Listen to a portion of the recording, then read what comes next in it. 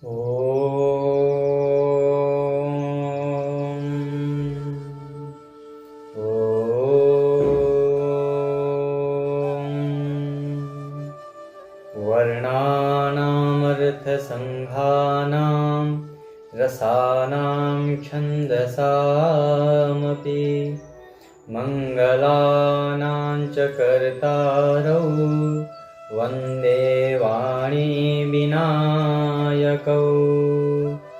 गुरुर्ब्रह्मा गुरुर्विष्णु गुरुर्देवो महेश्वर गुरुः साक्षात् परब्रह्म तस्मै श्रीगुरवे नमः। अखण्डमण्डलाकारं व्याप्तं येन चराचरं तत्पदं दर्शितं येन तस्मै श्रीगुरवे नमः। तस्मै श्रीगुरवे नमः। कर्पूरगौरं करुणावतारं संसारसारं भुजगेन्द्रहारं सदा वसन्तं हृदयारविन्दे भवं भवानी सहितं नमामि। त्वमेव माता च पिता त्वमेव बन्धु च शिखा त्वमेव वेद्या द्रविडं त्वमेव सर्वं मम देवदेव। मनोजवं मारुततुल्यवेगं जितेन्द्रियं बुद्धिमतां वरिष्ठं वातात्मजं वानरयूथमुख्यं श्रीरामदूतं शरणं प्रपद्ये। श्रीरामदूतं शरणं प्रपद्ये। लोकाभिरामं रणरङ्गधीरं राजीवनयनं रघुवंशनाथं कारुण्यरूपं करुणाकरन्तं श्रीरामचन्द्रं शरणं प्रपद्ये। श्रीरामचन्द्रं शरणं प्रपद्ये। माता रामो मत्पिता रामचन्द्रः स्वामी रामो मत्सखा रामचन्द्रः सर्वस्वं मे रामचन्द्रो दयालुर्नान्यं जाने नैव जाने न जाने। सिया राम मैं सब जग जानी करऊं प्रणाम जोरी जुग पानी। करऊं प्रणाम जोरी जुग पानी। सियावर रामचंद्र भगवान की जय पवन सुत हनुमान की जय। गंगा मैया की जय भूत भावन भगवान विश्वनाथ की जय। गोस्वामी तुलसीदास जी महाराज की जय। वाल्मीकि जी महाराज की जय। ओम नमः पार्वती पतये हर हर महादेव। ओम परम परात्पर परब्रह्म अकारण करुणा अरुणालय भक्त वांछा कल्पतरु तड़िदित पीताम्बरधारी पुराण पुरुषोत्तम मर्यादा पुरुषोत्तम भगवान श्री राघव जी के चरणों में बारंबार प्रणाम करते हुए नमन करते हुए भूत भावन भगवान विश्वनाथ के चरणों में मस्तक को झुकाते हुए हनुमान जी महाराज के चरणों में बारंबार नमन, गोस्वामी तुलसीदास जी के चरणों में बारंबार प्रणाम, जिन्होंने इस कलयुग को देखा कि बस यहाँ के लोग समुद्र में डूब रहे हैं, कलयुग रूपी समुद्र में ये संसार डूब रहा है, तो उस डूबते हुए लोगों के लिए ये 7 जहाज जिन्होंने उत्पन्न किया, इस जहाज पर बैठ करके इस संसार सागर से भी हम तैर सकते हैं। उन तुलसीदास जी महाराज जी को सादर प्रणाम। और आज हम सबका बहुत सौभाग्य है कि इस नवरात्रि के शुभ उपलक्ष्य में हम लोग राम कथा श्रवण कर रहे हैं। इस कथा के जो मुख्य यजमान हैं वो गुजरात राजकोट से हसमुख भाई और कल्पना बहन जी हैं, जिन्होंने इस कथा में बहुत सहयोग किया है और उनकी इच्छा हुई कथा श्रवण करने की। और अन्य भी भक्तगण हैं, राजस्थान से कुछ भक्त जुड़े हुए हैं, उन भक्तों ने भी आग्रह किया कि कथा श्रवण कराया जाए, तो उनकी आग्रह से हम ये कथा 9 दिन तक आप सबको सुना रहे हैं। आज कथा का तृतीय दिवस है और नवरात्रि का भी तृतीय दिवस। हमारा और आपका बहुत बड़ा सौभाग्य है कि इस उत्तराखंड के धरती पर हम बैठ करके कथा श्रवण कर रहे हैं और आप सबको भी करा रहे हैं। हम लोगों ने कल की कथा में शिव विवाह का चर्चा किया था। शिव विवाह हम लोगों ने कल सुना, शिव जी का किस प्रकार से विवाह हुआ माता पार्वती जी के साथ। और कुमार विवाह होने के बाद शिव जी के ही शुक्र से उत्पन्न हुए स्वामी कार्तिकेय जी, जिन्होंने तारकासुर नामक दैत्य का संहार किया और देवताओं को जो भय था, भय से मुक्त किया उनको। उसके बाद कुछ समय तक ऐसे ही प्रभु शिव जी और माता पार्वती जी के साथ कैलाश पे ही विहार कर रहे हैं। और इन कार्तिकेय जी के बारे में सब जानते हैं कि आगे चल के ये देवताओं के सेनापति हुए और देवताओं की रक्षा करते हैं। ये शिव चरित्र भरद्वाज जी को याज्ञवल्क्य जी ने सुनाया। याज्ञवल्क्य जी से भरद्वाज जी ने ये प्रश्न किया था कि राम कौन है, आप हमें राम के बारे में बताइए। लेकिन भरद्वाज जी के प्रश्न के सुनते हुए भी याज्ञवल्क्य जी ने भरद्वाज जी को शिव कथा सुनाई। और शिव कथा सुन करके भी भरद्वाज जी ने बीच में एक बार भी ये नहीं टोका, ये नहीं कहा कि प्रभु हमने तो आपसे राम कथा के बारे में पूछा था, आप हमें ये शिव कथा क्यों सुना रहे हैं, एक बार ही नहीं कहा। और इस प्रकार से कथा सुनकर जब याज्ञवल्क्य जी ने भरद्वाज जी को शिव जी की कथा सुनाई, तब याज्ञवल्क्य जी क्या देखे वहां पर कि भरद्वाज जी के आंखों में आंसू भर आए हैं। क्यों आए हैं? शंभु चरित सुनि सरस सुहावा, भरद्वाज मुनि अति सुख पावा, बहुलाल सा कथा पर बाढ़ी, नयननि नीरु रोमावली ठारी।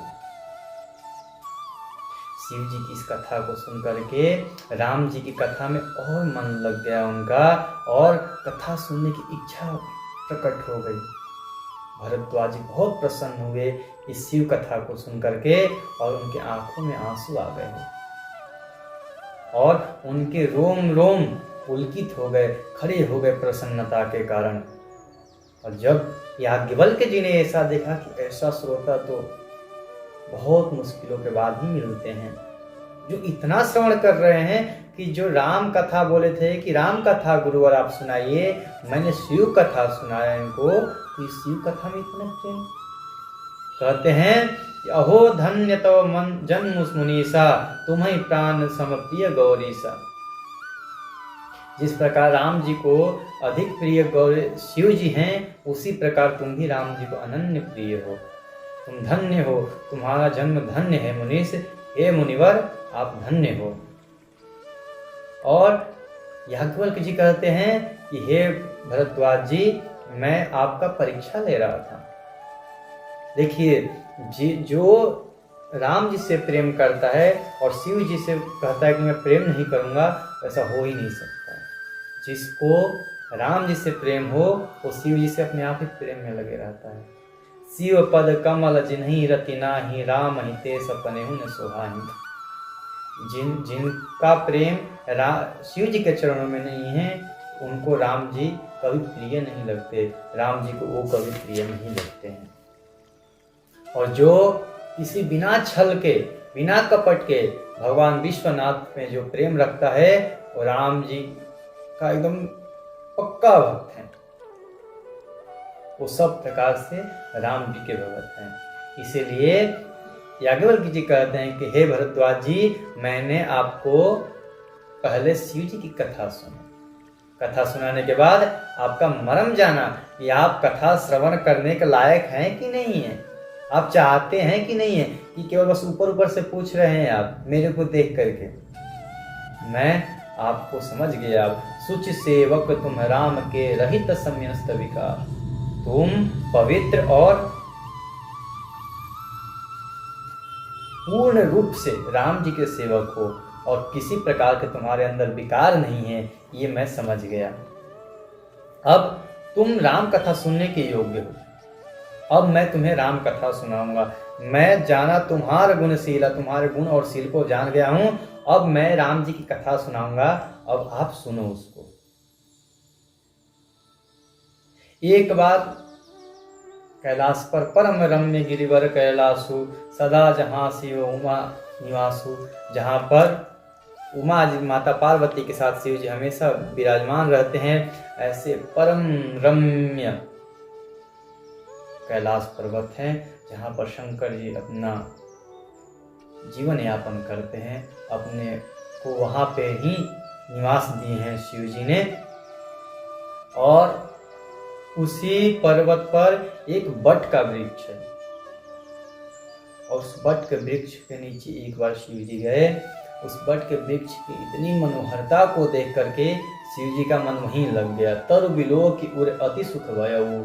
पेड़ को देखते, उस वृक्ष को देखते ही शिव जी का मन प्रसन्नता से परिपूर्ण हो गया, भर गया।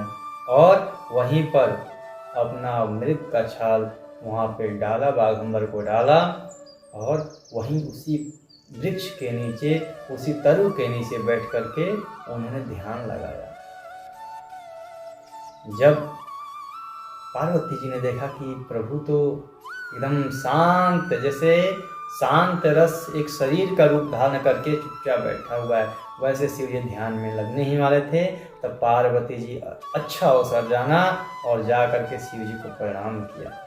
और शिव जी को प्रणाम करते ही शिव जी ने जान प्रिया आदरु अति दीना, अपनी प्रिया जानकर, अपनी अर्धांगिनी जान करके भगवान भोलेनाथ जी ने उनको अपने वाम भाग में आसन दिया।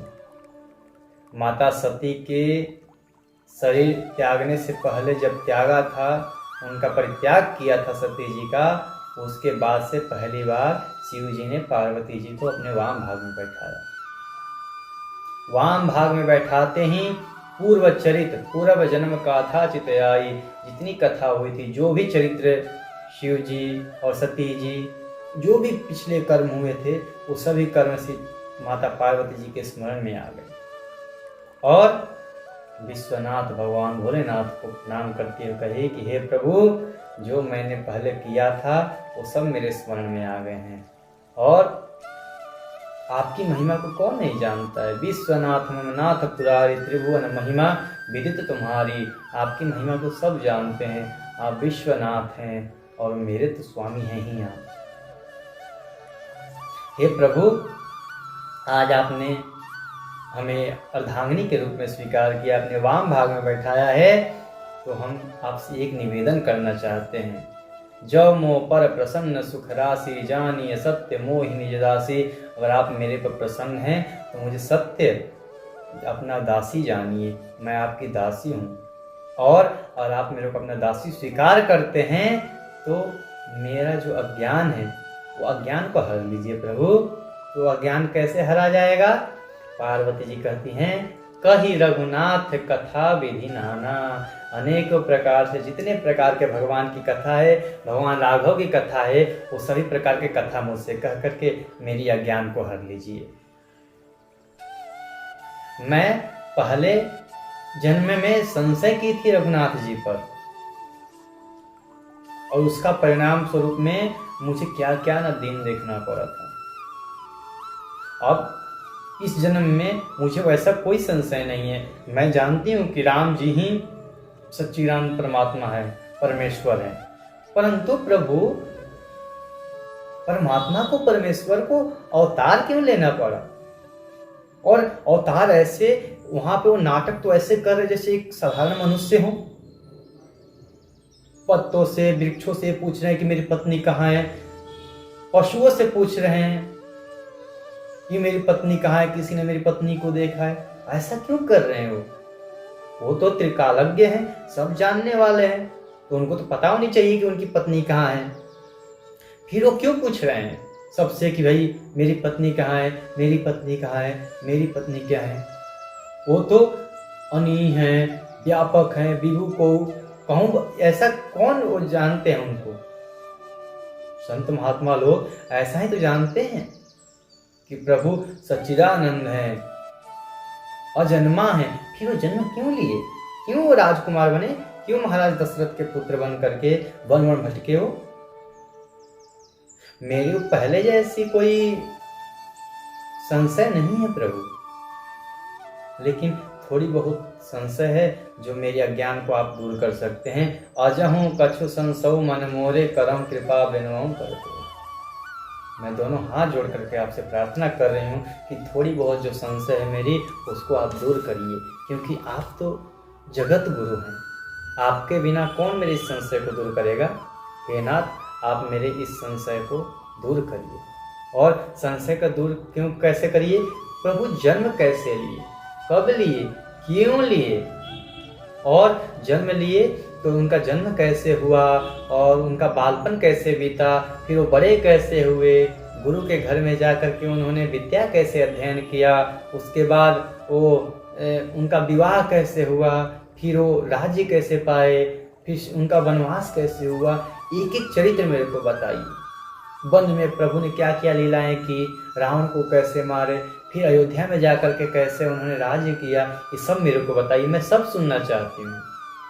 और प्रभु, और आप मेरे को अपना दासी मानते हैं तो जो मैंने प्रश्न नहीं किया है ना, वो भी बताइएगा, कोई भी चीज मुझसे छुपाइएगा मत। कहते हैं कि तुम त्रिभुवन गुर वेद बखाना, आन जीव पावर का जाना। कोई और क्या जाने, आप तो त्रिभुवन के स्वामी हैं, आप त्रिभुवन के गुरु हैं। इसलिए प्रभु आप मुझे सब कुछ बताइए, स्पष्ट रूप से बताइए, क्योंकि आप ही बता सकते हैं, और कौन बताएगा। कृष्ण उमा के सहज सुहाई, छल विहीन सुनी शिव मन भाई। माता पार्वती के इस छल से रहित वचनों को सुन करके शिव जी बहुत प्रसन्न हुए और उनकी बहुत प्रशंसा की। कहा कि हे पार्वती जी, आप धन्य हैं, आप धन्य हैं जिन्होंने आज राम कथा श्रवण करने की इच्छा जाहिर किया है। आप धन्य हैं, आपके माता पिता धन्य हैं जिन्होंने आपको, आप जैसे पुत्री को जन्म दिया है। और जब पार्वती जी ने राम जी के बारे में पूछा तो राम जी को स्मरण करते ही शिव जी के हृदय में सारे राम चरित्र आ गए। जो जो राम जी ने किया था वो सभी चरित्र आ गए, और उस रामचरित्र को देख करके 2 दंड समय तक तो भगवान भोलेनाथ को समाधि लग गई। अपने मन में ही प्रसन्न है भोलेनाथ जी। फिर बोले कि नहीं, ये उचित समय नहीं है समाधि की, क्योंकि माता पार्वती ने प्रश्न किया है, उनके प्रश्न का उत्तर देना चाहिए, अभी तो उसमें आनंद लेते हैं। तब उन्होंने कहा कि हे पार्वती, आपने बहुत उत्तम प्रश्न किया है, और जो आप पूछ रहे हो कि ये राम कौन है, तो राम ये हैं कि मंगल भवन मंगलहारी, द्रवहु सो दशरथ अजिर बिहारी। ये जो मंगल के घर हैं और अमंगल को हरण करने वाले हैं, वो जो द्रवित हो जाते हैं तुरंत ही, वो जो दशरथ के घर में, दशरथ के आंगन में विहार कर रहे हैं, वही राम है। और राम परमात्मा है, परम पुरुष है। करि प्रणाम राम ही त्रिपुरारी, हर्ष सुधा सम गिरा उचारी। राम जी को स्मरण करते हुए, राम जी को प्रणाम करते हुए भगवान भोलेनाथ जी राम जी की कथा कहने लगे। और पार्वती से कहते हैं कि हे पार्वती सुनो, राम कृपा ते पार्वती सपने हो तव, मन माही शोक मोह संदेह भ्रम, मम विचार कछु नाही। राम कृपा तुम पर बहुत, राम कृपा है, क्योंकि राम कृपा के बिना तुम तो ऐसे प्रश्न कर ही नहीं सकती हो। जो आपने प्रश्न मेरे से किया है कि हम राम कथा श्रवण करना चाहती हूँ, तो ये राम की कृपा ही है आपके ऊपर। और राम कृपा से मैं जानता हूँ कि आपके मन में किसी प्रकार के भी शोक मोह संदेह भ्रम कुछ नहीं है, कुछ नहीं है आपके मन में। आप तो राम कथा श्रवण करना चाहती हैं, किसी प्रकार का संशय नहीं है। आप तो जगत माता है, आप सब कुछ जानने वाली हैं। तो आपने जो प्रश्न किया है, मैं उसका उत्तर देता हूँ कि राम कथा जो है वो सुंदर करतारी मतलब ये हम ताली बजाते हैं, ये ताली के समान है। किसके लिए? संशय रूपी पंछियों को उड़ाने के लिए। संशय रूपी पंछियों को उड़ाने के लिए ये जो राम कथा है वो करतारी के समान है। जिस प्रकार घर में माता लोग आंगन में कुछ अन्न फैला देती हैं सूखने के लिए, और पंछी आकर बैठ जाते हैं, तो हमें उनको मारना नहीं होता है, उनको भगाना होता है। उनको भगाने के लिए हम लोग ताली बजाते हैं। ताली बजाने से वो लोग सब भूल जाते हैं। इसीलिए हम लोग भी कथाओं में आप सभी लोगों से ताली बजवाते हैं। क्यों बजवाते हैं? ये जो संशय रूपी पक्षी है वो उड़ जाए, उसको उड़ाना हम लोगों का मुख्य कारण होता है। मुख्य जो कर्तव्य होता है कि वो संशय हटाना।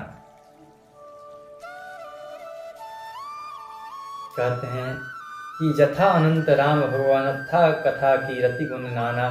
जिस प्रकार राम जी अनंत हैं, उसी प्रकार राम जी की कथा भी अनंत है। हम कहाँ तक वर्णन करें। लेकिन हे पार्वती जी, आपने कुछ पूछा है हमसे कि राम कथा सुनाइए, तो हम आपको कुछ श्रवण कराते हैं, उसको सुनिए। हमारे मति में जितनी आ सकती है मैं आपको सुनाता हूँ, सुनो।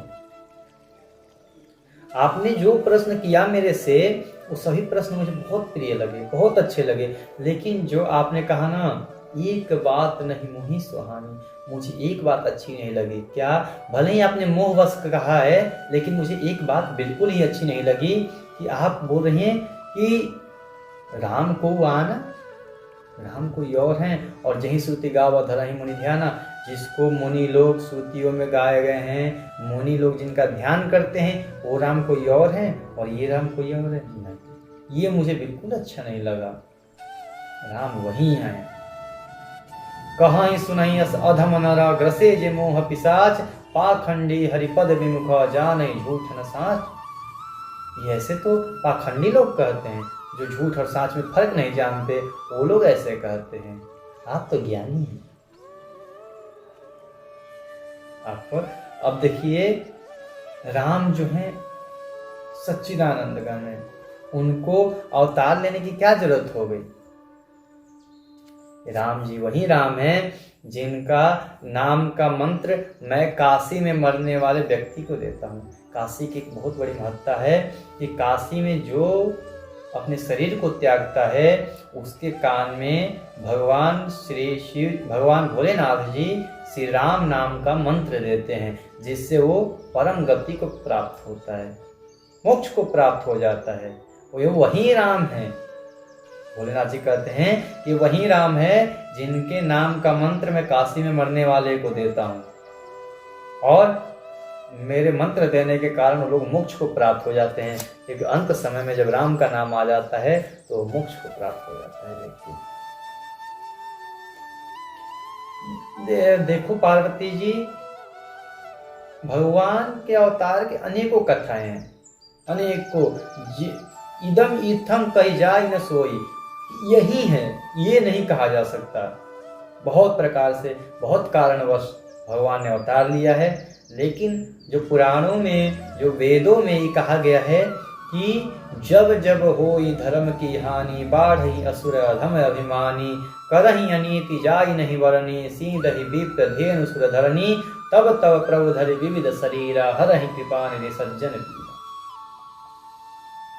जो भगवान का अवतार लेने का मुख्य कारण है, तो श्रुतियों में कहा गया है कि जब जब धर्म की हानि होने लगती है, जब धर्म पर अधर्म की विजय होने लगती है, तब प्रभु अवतार लेते हैं। जब ब्राह्मणों पर, गायों पर, देवताओं पर, पृथ्वी पर अत्याचार फैलने लगता है, पाखंडी लोग अत्याचार करने लगते हैं, तब तब प्रभु धरि विविध शरीरा, प्रभु अनेकों प्रकार के, अलग अलग प्रकार का रूप धारण करके हरहि कृपा निधि सज्जन पीरा, अपने इन सज्जनों के पीड़ा को दूर करते हैं, हर लेते हैं। अब यहाँ तक कि जब जब हुई धर्म की हानि, क्या कभी धर्म की हानि भी होती है? क्या धर्म कभी क्षीण भी होता है? धर्म कभी क्षीण नहीं होता।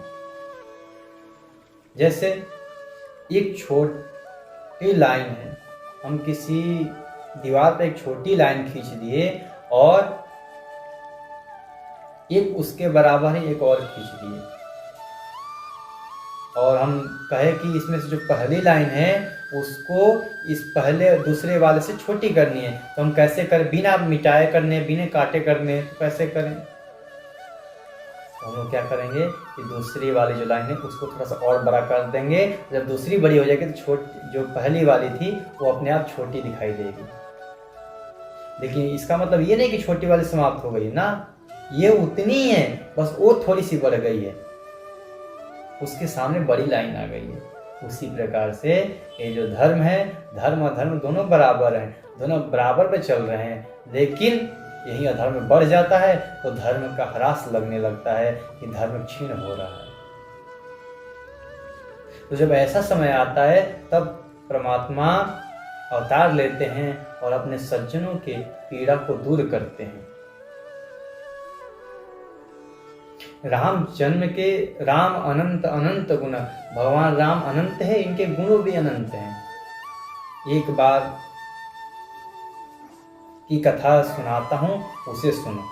भगवान भोलेनाथ जी कहते हैं कि एक बार वैकुंठ में भगवान के दो पार्षद थे, जिनका नाम जय और विजय था, और इनको सनक सनातन सनत कुमार, चारों सनत कुमारों ने इन दोनों को श्राप दे दिया कि जा करके तुम लोग राक्षस बन जाओ। और ये दोनों जा करके एक हिरण्यकशिपु और एक हिरण्याक्ष नाम के दो महापराक्रमी दैत्य बन गए। इन दोनों को उद्धार करने के लिए प्रभु ने भी दो अवतार लिया। एक में भगवान ने वराह अवतार धारण करके हिरण्याक्ष का वध किया, और नरसिंह अवतार लेकर के प्रभु ने हिरण्यकशिपु का वध किया। उससे भी ये लोग तरे नहीं, उससे मुक्ति नहीं पाए उस जन्म से। क्यों? क्योंकि सनत कुमारों ने इनको 3 जन्म के लिए राक्षस बनने का श्राप दिया था। तो ये लोग वहां से मृत्यु पाने के बाद फिर से जन्म लिए, जो आगे चल करके कुंभकर्ण और रावण बने।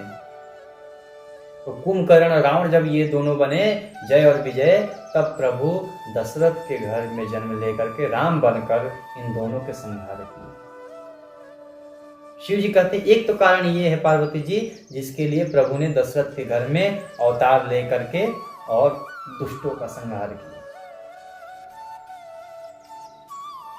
और एक समय की ये बात है कि एक जलंधर था, महापराक्रमी जलंधर दैत्य था, और उसकी जो पत्नी थी वृंदा, वो बहुत पतिव्रता थी। उसके पतिव्रता को नष्ट भगवान विष्णु ने कर दिया था, तो उसी ने श्राप दे दिया कि जाओ, जैसे तुमने मेरा पतिव्रत का नष्ट किया है, मेरा भी पति तुम्हारे पत्नी को हरण कर लेगा। वहीं जलंधर अगले जन्म में आकर के रावण बना, तो उसके मुक्ति के लिए भगवान नारायण ने फिर जन्म लिया। एक कथा तो ये आती है। अगली कथा कहते हैं कि हे पार्वती जी, एक कथा आती है कि नारद श्राप दीन है एक 12 कल्प एक तेहि लगी अवतारा। एक कल्प में तो भगवान का अवतार इसलिए हुआ क्योंकि नारद जी ने श्राप दिया। अभी तक पार्वती जी चुप थी, लेकिन जब ये सुना कि मेरे गुरुदेव ने श्राप दिया परमात्मा को, नारायण को, जिनका स्मरण वो निरंतर करते रहते हैं, उन्होंने क्यों श्राप दे दिया? तब उनका प्रश्न हुआ कि गिरिजा चकित भई सुनि बानी, नारद विष्णु भगत पुनि ज्ञानी। नारद जी तो परम ज्ञानी हैं और ऊपर से वो तो विष्णु जी के भक्त हैं, उन्होंने विष्णु जी को क्यों श्राप दिया? शिव जी से माता पार्वती जी ने हाथ जोड़कर प्रश्न किया कि प्रभु इस कथा को जरा विस्तार से कहिए कि नारद जी ने क्यों श्राप दिया। नारद जी तो नारायण जी के भक्त हैं और उनके निरंतर स्मरण करते रहते हैं, कीर्तन करते रहते हैं, जब भी देखो तब भी नारायण नारायण नारायण नारायण जपते रहते हैं। फिर इन्होंने श्राप क्यों दे दिया? किस कारण से श्राप दिया? तब शिव जी ने कहा कि हे पार्वती जी, ये अब मैं कथा विस्तार से कहता हूं, थोड़ी सी उसको सुनो आप। एक बार हिमालय के पावन धरा पर, पावन भूमि पर नारद जी भ्रमण करते हुए गए। बहुत सुहावनी हवा बह रही थी, बहुत सुहावनी माँ गंगा, पतित पावनी गंगा वहीं पे बह रही थी। वो देख करके भगवान देवर्षि नारद का मन वहां लग गया और इतना मन प्रसन्न हो गए उनके, इतना मन प्रसन्न हो गए कि बस उनका मन कहा कि यहीं रुक जाएं। लेकिन उनको श्राप है, ये वो एक जगह पर ज्यादा देर तक नहीं रह सकते, 2 घड़ी से ज्यादा नहीं रह सकते हैं। उन्होंने भगवान का स्मरण किया। भगवान के स्मरण करते ही जितने उनका शाप का बाधा था वो शाप मुक्त हो गया और वहीं पर वो तपस्या करने बैठे। तपस्या, जब नारद जी तपस्या करने बैठ गए तो इंद्र को बहुत दुख पहुंचा कि कहीं ये नारद तपस्या करके परमात्मा को प्रसन्न करके कहीं मेरा ये इंद्र लोक ना ले ले, स्वर्ग ना ले ले। बहुत डर सता है। किसी को डर हो ना हो, सबसे डर इंद्र को ही होता है। इंद्र को बहुत डर लगा कि अब क्या करें। तब वो कहे कि किसी प्रकार से इनकी तपस्या तो भंग करनी ही पड़ेगी। फिर इन्होंने कामदेव को बोला। देवराज इंद्र ने कहा आप ही जाकर मेरा काम बनाइए, नहीं तो ये नारद तो आज ले जाएगा स्वर्ग। अब सबके काम बनाने वाले हमारे कामदेव जी हर बार फंस जाते हैं। फिर गए यहाँ हिमालय पर जाकर के नारद जी अपने रंभादि जितनी भी अप्सराएं थी सारे अप्सराओं को भेज दिया कि किस तरह नारद के इस तपस्या को भंग कर दो। बहुत प्रकार से प्रयत्न किए, लेकिन जिन पर परमात्मा की कृपा हो, बर रखवार रमापति जासु, जिसके रखवारे रमापति वैकुंठपति हो, उनका कोई क्या बिगाड़ सकता है। थोड़ी सी भी इन काम वासनाओं का असर नारद जी पे नहीं हुआ। अंत में कामदेव हार मान गए और नारद जी के चरणों में पड़ गए। चरणों में पड़ते ही नारद जी बोले कोई बात नहीं, ये तो तुम्हारा स्वभाव है, जाओ, मुझे किसी प्रकार का क्रोध नहीं आया तुम पर, जाओ तुम। ऐसा सुना तो कामदेव बोले कि आप धन्य हैं नारद जी, आप धन्य हैं। यहाँ पर नारद जी ने कहा कि अब तो मैं तो कामदेव पर विजय प्राप्त कर चुका हूँ। गए, अपना वीणा उठाए और देवताओं के सभा में गए। देवताओं में सभा में जाकर के सब वर्णन किया कि मैंने कैसे कैसे तपस्या किया, कैसे कैसे कामदेव आकर के मेरी तपस्या को भंग करना चाहे, लेकिन वो भी नहीं कर पाए। ये सुनते हैं, सुनी सबके मन अचर जो भावा, मुनि ही प्रशंस हरि ही सिरुनावा। प्रशंसा तो इन्होंने नारद जी का किया, देवताओं ने प्रशंसा तो नारद जी का किया, लेकिन वो जो प्रणाम किए वो हरि को प्रणाम किए। ये आपके बिना ये कुछ नहीं हो सकते, आपकी कृपा ही थी जो नारद काम के वश में ना हो सके। धन्य है परमात्मा, धन्य है। इस प्रकार अपनी सारी बात बता करके देवराज इंद्र के सभा से भगवान देवर्षि नारद जी सीधा शिव जी के पास कैलाश पहुंच गए। कैलाश पहुंचते ही क्या, जिता काम अहमित मन माही, मार चरित शंकर ही सुनाए, अति प्रिय जानी महेश सिखाए।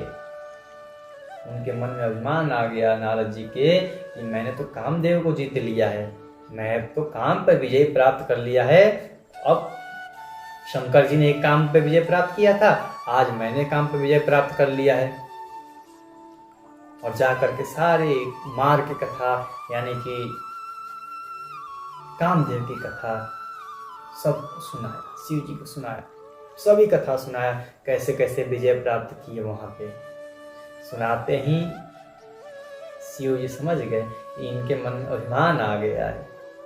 अपना प्रिय जान करके, अपना जान करके शिव जी ने उनको समझाया कि हे नारद जी, हे मुनि श्रेष्ठ, मैं आपसे बार बार प्रार्थना करता हूं कि जो ये मेरे कथा आपने सुनाया है ना, ये कथा कभी जाकर के भगवान नारायण को मत सुना देना, और कभी इसके बारे में चर्चा हो भी उनकी सभा में तो आप इसको छुपा लेना, टाल देना इसको। ये कथा आप नारायण जी को कभी मत सुनाना।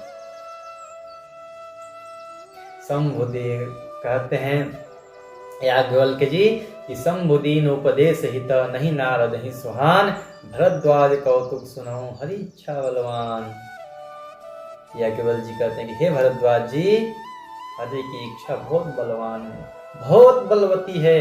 वो जिससे चाहेगी, जो करवाना चाहेगी वही करवा के रहेगी, वो भले ही नारद जी क्यों ना हो।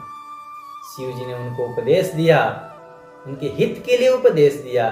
नारद जी को अच्छा नहीं लगा, उनको ये लगा ये शंकरवा मेरे से जल रहा है, ये मेरे से जलन करता है, क्योंकि ये भी कामदेव को जीता था और मैं भी कामदेव को जीत लिया, तो जैसे ये महादेव हो गया तो मुझे भी लोग अब महादेव कहेंगे। ये जल रहा है, इसको जलन हो रहा है, इसलिए मेरे को बोल रहा है कि विष्णु जी को अपना जाके इस यश के बारे में, इस कीर्ति के बारे में मत बताना। क्यों नहीं बताऊंगा, मैंने कामदेव पर विजय प्राप्त किया है, मैं तो बताऊंगा ही। भरद्वाज जी कहते हैं, राम कीन चाहि सोई होई, करे अन्यथा अस नहीं कोई। जो राम जी चाहेंगे वही होता है, अन्यथा उससे विपरीत कोई कितना भी बुद्धि लगा ले, कितना भी अपने बुद्धि के नस नस से एकदम मेहनत कर ले, बिल्कुल नहीं हो सकता उससे विपरीत। उनके मन को शिव जी के बात नहीं भाए और वो अपने ब्रह्मलोक को चले गए। नारद जी चले गए, बोले नारद जी बोले शिव जी से कि नहीं नहीं, मैं क्यों बताऊंगा, ये बताने वाली बात थोड़ी है, ठीक मैं तो आपसे बता दिया, मैं क्यों वहां बताऊंगा, बस ऐसे ही चलेंगे। एक बार अपने वीणा ले करके भगवान हरि का नाम का स्मरण करके, स्वामी नारायण नारायण नारायण, स्वामी नारायण नारायण नारायण का स्मरण करते हुए नारद जी क्षीर सागर पहुंचे। क्षीर सिंधु गवने मुनिनाथा, जहाँ बस श्रीनिवास श्रुति माथा, हरसि मिले उठी रमा निकेता, बैठे आसन ऋषि समेता। एक बार क्षीर सिंधु पे देवर्षि नारद गए, जहाँ पर लक्ष्मीपति कमलाधिपति नारायण जी विराजमान थे। वहाँ देखे, जब विष्णु जी ने देखा कि देवर्षि नारद आए, उठ करके उनके स्वागत किया और अपने आसन पे बैठाया। कहा अरे आप उधर नहीं, आप यहाँ बैठिए, मेरे बगल में बैठिए। अपने आसन में बैठाया और खुद बैठ करके बोले, मुस्कुरा करके नारायण जी बोले कि हे मुनिनाथ, बहुत दिनों बाद आपने दया किया है, कैसे इधर आगमन हो गया? आप तो मेरे को लग रहा है कि इधर के रास्ता ही भूल गए थे, आप तो इतने दिनों से आ ही नहीं रहे थे, क्या बात थी? उन्होंने कहा कि अरे प्रभु क्या कहें, हम चले गए थे हिमालय, वहाँ तो मैं गया तो वहाँ अच्छा लगा, तो मैं उधर मेरा को ध्यान लग गया, और जब ध्यान लगा तो उस ध्यान का इतना प्रभाव हुआ कि जो दक्ष ने श्राप दिया था कि मैं ज़्यादा देर तक कहीं एक जगह नहीं रह सकता, वो श्राप भी बाधित हो गया और मैं वहाँ खूब तपस्या किया। मेरी तपस्या को भंग करने के लिए कामदेव आए, कामदेव को भी मैंने जीत लिया। काम अचरित नारद सब भाखे, जद्यपि प्रथम बरिज शिव राखे। और जितने सारे कथा हुए थे, जितना चरित्र वहाँ पे कामदेव जी के साथ हुआ था, नारद जी ने सब कुछ नारायण जी से बता दिया। जबकि शिव जी ने पहले मना किया था कि आप मत बताना, अगर वहाँ पे प्रसंग चले भी तो आपको कामदेव के बारे में, कामदेव का जो आप कह रहे हैं कि विजय प्राप्त किए हैं, उन कामदेव के विजय के बारे में आपको नहीं बताने हैं। लेकिन फिर भी नारद जी माने नहीं। शिव जी के कहे बातों पर उन्हें स्मरण नहीं आया और वो सभी बात जो कामदेव के साथ उनका चरित्र हुआ था, वो सब वर्णन उन्होंने नारायण जी से कह दिया। नारायण जी कहे, हे प्रभु, ये कामदेव क्या है?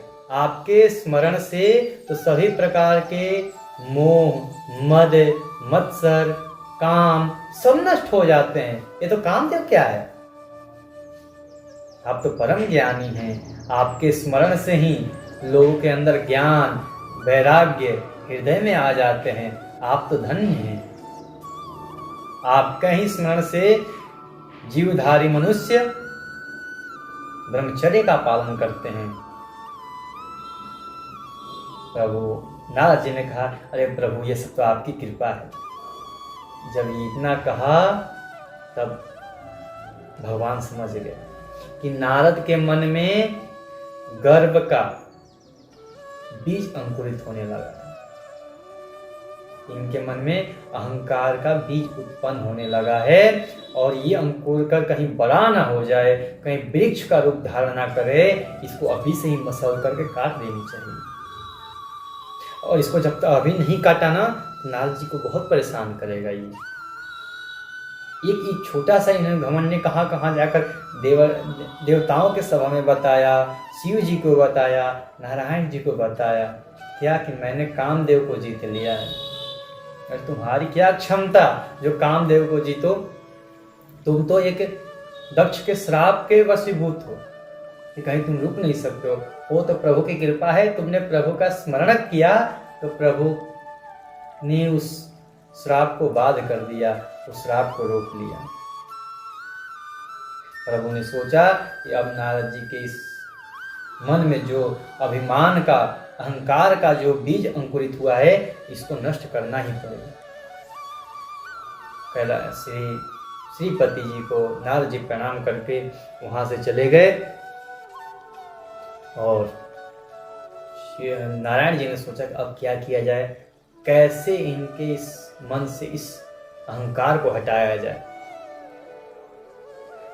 जहां से, जिस रास्ते से नारद जी जा रहे थे, उसी रास्ते के नीचे ही भगवान ने अपनी माया को प्रेरित किया। माया ने एक सुंदर नगर बनाया, और वो नगर ऐसा था कि वैकुंठ से भी सुंदर था। अनेकों प्रकार से उसमें सुंदरता को भर दिए। उसमें अनेकों प्रकार के नर नारी इत्यादि जीव जंतु, पेड़ पौधे सभी लगा दिए, सब एकदम सुंदर। उनके सामने वैकुंठ भी फीका दिखाई दे रहा। उस नगर में एक सील निधि नाम के राजा को उन्होंने नियुक्त किया, और सील निधि राजा को उस राज्य का मालिक बना दिया, उसका राजा बना दिया। उनकी एक पुत्री विश्वमोहिनी, और उस समय जगह जगह के राजकुमार लोग आए थे, एकत्रित हुए थे, क्योंकि राजा ने अपनी पुत्री विश्वमोहिनी के स्वयंवर का प्रस्ताव रखा था। बोलते हैं, नारद जब जाकर देखे, इतना सुंदर नगर किसका है? अभी तक तो मैंने देखा नहीं।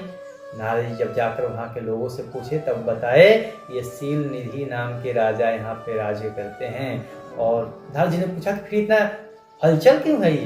ये राजकुमार लोग, इतने सुंदर सुंदर राजकुमार लोग यहाँ क्यों भ्रमण कर रहे हैं? उन्होंने कहा नगर वालों ने कहा कि महाराज ने अपनी पुत्री का स्वयंवर का निर्णय किया है, उसी स्वयंवर के लिए ये लोग आए हैं। इतना सुनते ही नारद जी बोले कि इतने सुंदर नगर का जो राजा होगा वो कितना सुंदर होगा, उससे चल के मिलते हैं। महाराज शील निधि के घर पे गए। जाते ही जब महाराज शील निधि ने सुना कि देवर्षि नारद आए हैं, उनको बुलाया, उनका सादर सत्कार किया और आदर सत्कार के बाद अपनी पुत्री को बुलाया और पुत्री को बुला करके उनका हाथ दिखवाया। कहा कि हे देवर्षि, जरा मेरी पुत्री का हाथ देखकर तो बताइए।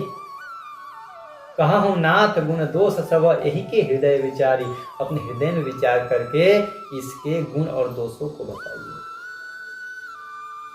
जब इतना शीलनिधि महाराज ने पूछा, नारद जी विश्व मोहिनी के रूप को देख करके मोहित हो गए।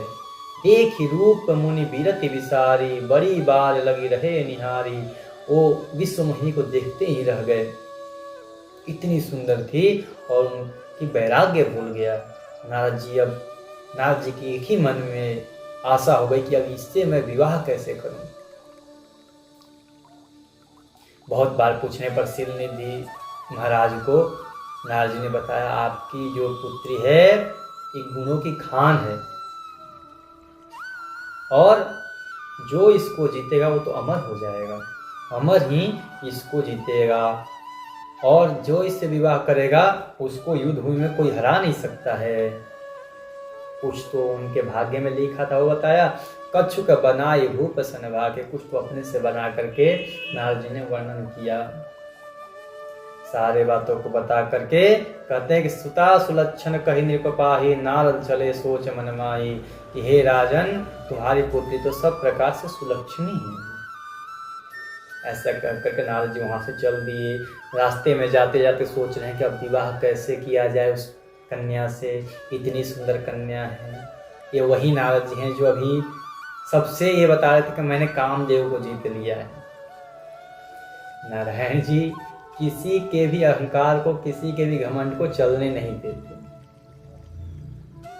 अब बोले कि अब क्या करें, अब मेरे से अभी तो जप तप कछु न होई तहि काला, हे विधि मिलई कवन विधि वाला। हे विधाता, अब तो इस समय मेरा मन उसमें आसक्त हो गया है, तो ना कोई जप होगा ना कोई तप होगा, इस समय तो कुछ होने वाला नहीं है। अब किस प्रकार से मैं उस कन्या को प्राप्त करूं।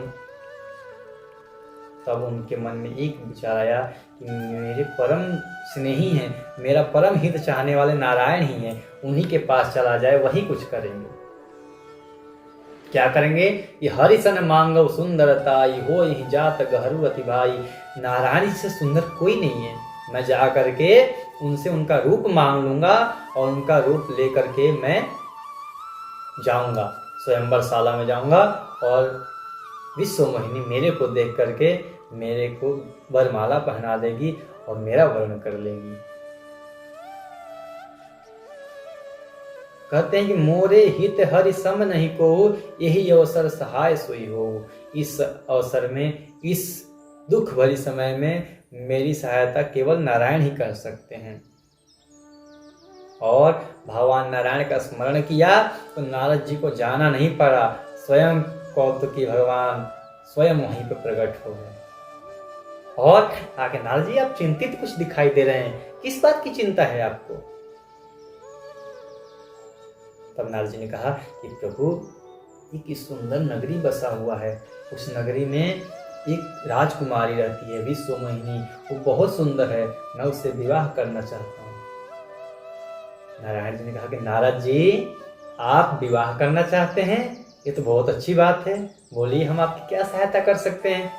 उन्होंने कहा कि प्रभु, वहाँ पे बहुत सुंदर सुंदर राजकुमार लोग आए हैं, मैं चाहता हूँ उन सभी राजकुमारों को छोड़ करके वो राजकुमारी केवल मेरा ही वर्ण करें। तो नारायण ने कहा कि बोलिए मैं कैसे सहायता करूँ, मैं चलूँ आपके साथ? बोले नहीं नहीं, आपको चलने की कोई जरूरत नहीं है, आप चलेंगे तो काम ही बिगड़ जाएगा, वो मेरे को छोड़ करके आपको पहना देगी वरमाला।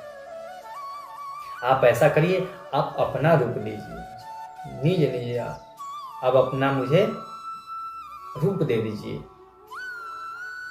तब प्रभु ने कहा कि मैं अपना रूप दे दूं? तो बोले कि हाँ। और कोई तो उपाय, हाँ न भांति नहीं पावों वही, और तो कोई उपाय नहीं है जिससे मैं उसको पा सकता हूँ। तो हे प्रभु, जेहि कहते हैं नारद जी कि जेहि विधिनाथ हो। प्रभु वहां पर नारायण जी अपना रूप देने ही वाले थे, तब तक नारद जी ने कहा दिया, जेहि विधिनाथ हो यही तमोरा, करहु सुबेग दास में तोरा। हे प्रभु, जिस प्रकार से मेरा हित हो वही आप करिए, और क्योंकि मैं तो आपका दास हूँ। इतना सुनते ही नारायण जी ने कहा कि बस अब इनको मैं ये अपना स्वरूप सुंदर वाला क्यों दूँ, क्योंकि अगर मैं रूप देता हूँ तो विवाह कर लेंगे, और विवाह कर लेंगे, ये तो देव ऋषि हैं, ये तो बैरागी हैं, और ये बैरागी जाकर राग में फंसना चाह रहे हैं, इस संसार चक्कर में फंसना चाह रहे हैं। नहीं, इनमें इनका कल्याण नहीं है। नारद जी ने कहा कि जिस प्रकार मेरे कल्याण हो वो उपाय करिए, तो मैं इनके लिए वही उपाय करूंगा। और प्रभु का एक स्वरूप है हरि, हरि कहते हैं बंदर को। तो प्रभु ने अपना वो बंदर वाला रूप नारद जी को दे दिया। और जब शिव जी ने उनको भेजा था तो इनको, शिव जी को पहले ही संदेह हो गया था कि ये ऐसे मानेंगे नहीं, ये ऐसे नहीं मानेंगे, ये कुछ उत्पात करेंगे। तो अपने दो गणों को भेज दिए थे नारद जी के साथ में। वो दो गण इनके पीछे पीछे देख रहे थे, सब देख रहे, सारे क्रियाओं को इनको देख रहे थे कि क्या क्या कर रहे हैं। जब नारद जी वहां से अपना वो बंदर का रूप लेकर के चले, पहुंच गए वहां पे शिवनिधि महाराज के राजसभा में, जहां स्वयंवर हो रहे थे, और सबसे आगे वाले मंच पर, सबसे आगे वाले आसन पर जाकर के बैठ गए कि राजकुमारी को किसी का अवसर ही नहीं दूंगा किसी को वर्ण करे, सबसे पहले मैं बैठूंगा, मेरा ही वर्ण करेगी। और बैठ करके सब लोग ने उनका सत्कार किया, एक नारद जी जान करके। सबको नारद जी के रूप में दिखाई दे रहे थे। केवल जो राजकुमारी विश्वमोहिनी थी उनको बंदर का रूप दिखाई दे रहा था। और सब लोगों ने नारद जी समझ करके उनका बहुत आदर सत्कार किया। वही बीच में जो शिव जी के दो गण थे वो भी उनके पीछे बैठ गए और विप्र वेश धारण करके बैठे थे, और बीच बीच में व्यंग मार रहे थे। आहा, क्या रूप है, क्या रूप। राजकुमारी किसी का भी वर्ण कर ही नहीं सकती है, ऐसे सुंदर रूप, क्या बात है। अब ऐसे व्यंग भरी बात सुनकर के नारद जी प्रसन्न भी हो रहे थे, लेकिन ज्यादा व्यंग भरी बातें थी, ये सुनकर वो दुखी भी हो रही थी। भाई ये इतनी बड़ाई क्यों कर रहे हैं, ज्यादा बड़ाई भी कहीं कहीं उपहास का कारण बन जाता है। लेकिन जब राजकुमारी वरमाला लेकर के आई, जिस लाइन में, जिस पंक्ति में नारद जी बैठे थे, उस पंक्ति की तरफ वो देखी भी नहीं। उनको पहली बार देखती ही वहां से नजर फिरा लिए और उधर गए ही नहीं। दूसरे लाइन में आए, आते ही सबसे अंत में भगवान श्री नारायण जी आए, अपने सुंदर रूप में आए, और राजकुमारी ने देखा कि ये सबसे सुंदर है। उसी नारायण का उन्होंने वर्ण कर लिया और राजकुमारी को लेकर के नारायण जी अंतर्धान हुए। नारद जी बहुत कुपित हुए कि जब मैं यहाँ था, इनको पता था कि मैं विवाह करने जा रहा हूँ, तो इस सभा में उनको आने की क्या जरूरत थी। और जब वो आए भी तो ये जो मुझे उन्होंने रूप दिया था वो भी तो उन्हीं का रूप है, फिर राजकुमारी ने मेरे तरफ देखा क्यों नहीं।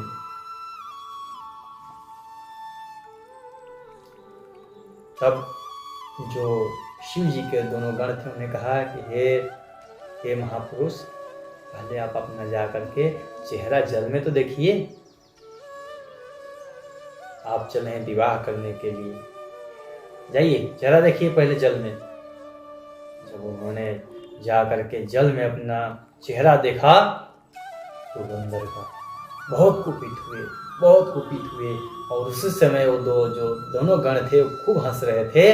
उनको उन्होंने श्राप दिया कि जाओ तुम दोनों निशाचर बन जाओ, महात्माओं पर हंसते हो, संतों पर हंसते हो, जाओ तुम निशाचर बन जाओ। ऐसा उनको श्राप देने के बाद भी नारद जी का क्रोध शांत नहीं हुआ। फिर उन्होंने जल में अपना चेहरा देखा तो फिर पहले के जैसा ही नारद जी का स्वरूप प्राप्त हो गया। जैसा था, लेकिन फिर भी उनके मन में संतोष नहीं आया और उनकी आंखें फड़कने लगे और क्रोध में होठ फड़फड़ाने लगे और बोले कि आज मैं विष्णु को छोड़ूंगा नहीं। सब पति चले कमलापति पाही, दौड़ कर गए नारायण जी के पास, बोलेंगे कि आज ये मेरे से बच नहीं सकते। बच बीच ही पंथ मिले धनुजारी, संग रमा सोई राजकुमारी। जब नारायण जी ने देखा कि नारद जी वहां से चल दिए हैं, आने वाले हैं, तो बोले कि भाई लेट नहीं करते हैं, विलंब करेंगे तो इनका क्रोध शांत हो जाएगा, क्योंकि इनसे श्राप भी तो लेने हैं ना, क्योंकि 2 लोगों को इन्होंने श्राप दिया है, उनका उद्धार भी करने हैं। तो अगर अग्नि शांत हो जाए तो लोहा तपता नहीं है, अगर अग्नि पूरा दहक रही हो तो उसमें लोहे को सेका जा सकता है।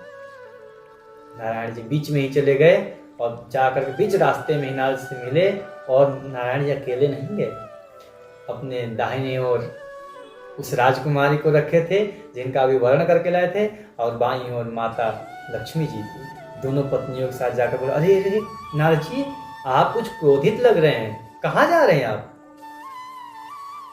सुनत वचन उपजा अति क्रोधा। ऐसे वाणी सुनकर के नारद जी और क्रोधित हो गए, बोले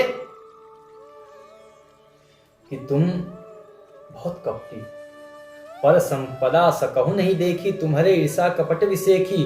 तुम दूसरों से ईर्ष्या करने वाले हो, तुम दूसरे के संपत्ति को नहीं देखते हो, कपटी हो तुम, महाकपटी हो तुम।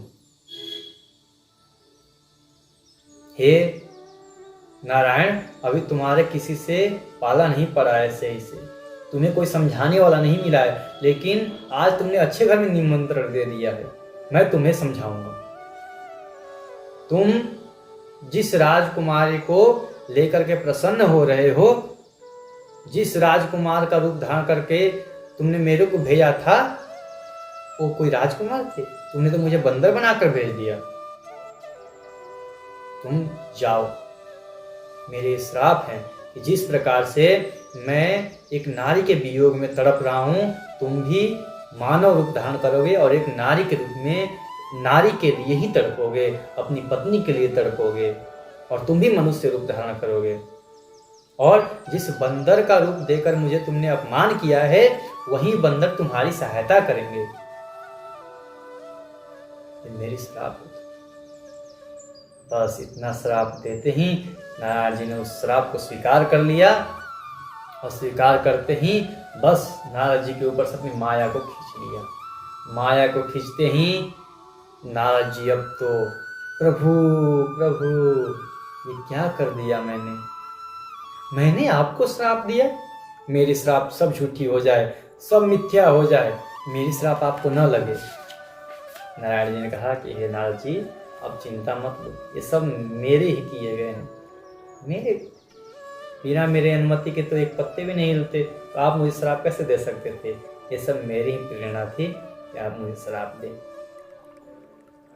प्रभु, अब मैं क्या कहूँ, ये कैसे हो गया, ये अपराध मेरे से अक्षम्य है, लेकिन फिर भी प्रभु मेरी क्षमा करें। कहा कि नहीं, जाओ, अभी तुम्हारे मन में बहुत व्यथता भरी है, तुम बहुत व्यथित हो, तुम जाओ और शंकर जी का नाम जपो, जा करके भगवान शंकर जी का नाम का स्मरण करो, तुम्हारा मन शांत हो जाएगा। नारायण जी को प्रणाम करके नारद जी वहां से चल दिए हैं। रास्ते में ही हरि के गण मिले, हर के गण मिले, दो गणों को श्राप दिया था, उन्होंने नारद जी को प्रणाम किया और कहा कि हे प्रभु, हमारी इस अज्ञानता को क्षमा करें। तो उन्होंने कहा कि चिंता मत लो, तुम तो राक्षस कुल में, मेरा श्राप तो अमोघ है, नष्ट होगा नहीं, लेकिन तुम राक्षस कुल में जन्म तो लोगे, लेकिन तुम्हारा उद्धार करने के लिए स्वयं परमात्मा परम पुरुष सच्चिदानंद घन नारायण जी अवतार लेकर आएंगे और तुम्हारा अंत करेंगे। तुम बहुत बड़े होगे, तुम भुजबल विश्व जितब तुम्हें जहिया, जिस दिन तुम लोग अपने बाहुबल से पूरे संसार को जीत लोगे और धरि विष्णु मनुज तनु तहिया, उसी समय भगवान नारायण मनुष्य अवतार लेकर के तुम लोगों का अंत करेंगे। इस प्रकार से भोलेनाथ जी कहते हैं पार्वती जी से, हे पार्वती जी, एक कारण तो ये है जिसमें नारद जी ने नारायण जी को श्राप दिया कि तुम मनुष्य रूप धारण करो। और एक कल्प में ये आता है कि मनु शत्रुपा जी ने तपस्या किया और तपस्या के फलीभूत होकर के उन्होंने भगवान नारायण से ये वरदान मांगा कि हे प्रभु, आप मुझे पुत्र रूप में प्राप्त हो। तो स्वयंभू मनु और शत्रुपा जी को उन्होंने वरदान दिया कि तुम अगले जन्म में महाराज दशरथ और महारानी कौशल्या के रूप में आएंगे, तब हम आपके पुत्र के रूप में प्रकट होंगे और अपने अंशों के साथ आएंगे। तो एक बार की कथा तो ये है जो जिसके कारण प्रभु ने अवतार लिया मनु और शत्रुपा के पुत्र के रूप में। और इसी प्रकार से अनेक कथाओं को बताते हैं। और एक बार की कथा बताते हैं कि राम जी के जन्म से पहले रावण की कथा बताते हैं कि रावण कौन था और ये सब रावण का परिवार कौन। भोलेनाथ जी कहते हैं कि एक बार कैकेय देश में सत्यकेतु नाम के राजा राज्य करते थे। उनका बड़ा पुत्र का नाम था प्रताप भानु और दूसरे पुत्र का नाम था अरिमर्दन, जो दोनों बहुत प्रतापी थे। सत्यकेतु ने अपने बड़े पुत्र को राजभार संभालने के लिए दे दिया और बड़ा पुत्र बहुत पराक्रमी था। आगे चलकर की कथा आती है कि महाराज प्रताप भानु ने ब्राह्मणों का अपमान कर दिया। दैववश भाग्य के कारण दुष्ट संगति हो गई और इन्होंने ब्राह्मणों का अपमान कर दिया और ब्राह्मणों ने इनको श्राप दे दिया। ब्राह्मणों के श्राप के कारण महाराज प्रताप भानु रावण बने और इनका छोटा भाई अरिमर्दन जो कुंभकर्ण बन के आया और इनका जो मंत्री था वो इनका सौतेला भाई विभीषण बने। इनका सारा कुल नष्ट हो गया क्योंकि ब्राह्मण का श्राप था। ब्राह्मण का कभी भी जीवन में ये नहीं चाहिए कि ब्राह्मणों का श्राप ले। बहुत भयंकर होता है ब्राह्मणों का श्राप। विप्र श्राप अति घोर, बहुत भयंकर होता है, किसी के बचाए भी नहीं बचते हैं। एक ब्राह्मण के श्राप के कारण कई सारे कुल नष्ट हो गए। हमारे इतिहास में बहुत सारे वर्णन हैं। यहाँ तक कि परमात्मा की भी जो वंश समाप्त हुई थी, यदुवंश, वो भी ब्राह्मण के ही कारण हुई। ब्राह्मण के कारण ही ये जो दो जय और विजय थे वो वैकुंठ से नीचे आ गए धरती पर। ये ब्राह्मणों का नहीं श्राप। तो कभी भी जीवन में ऐसा प्रयत्न करे कि ब्राह्मणों का श्राप न ले, ब्राह्मणों से आशीर्वाद ले। ब्राह्मणों का आशीर्वाद वैकुंठ तक पहुंचा सकता है और ब्राह्मणों का श्राप वैकुंठ से धरती पर भी पटक सकता है। ब्राह्मणों का कभी श्राप नहीं लेना चाहिए। और महाराज प्रताप भानु को ब्राह्मणों ने श्राप दे दिया क्योंकि जो कपटी वेशधारी मुनि बना था उसने ब्राह्मणों के ही मांस, जीवों के मांस को काट करके और पका करके ब्राह्मणों के थाली में परोस दिया। और आकाशवाणी हुई और ब्राह्मणों ने उठ करके उनको श्राप दे दिया कि जाओ, तुम निशाचरों जैसे कार्य कर रहे हो, जाओ तुम निशाचर बन जाओ, पूरे कुल के साथ निशाचर बन जाओ। कुछ समय बाद वही कपटी वेशधारी जो मुनि था वो सैनिकों को बटोर के लाया और पड़ोस के जितने सारे राजा थे, इनके शत्रु थे, सबको बटोर के लाया और इनके वंश को समाप्त करवा दिया।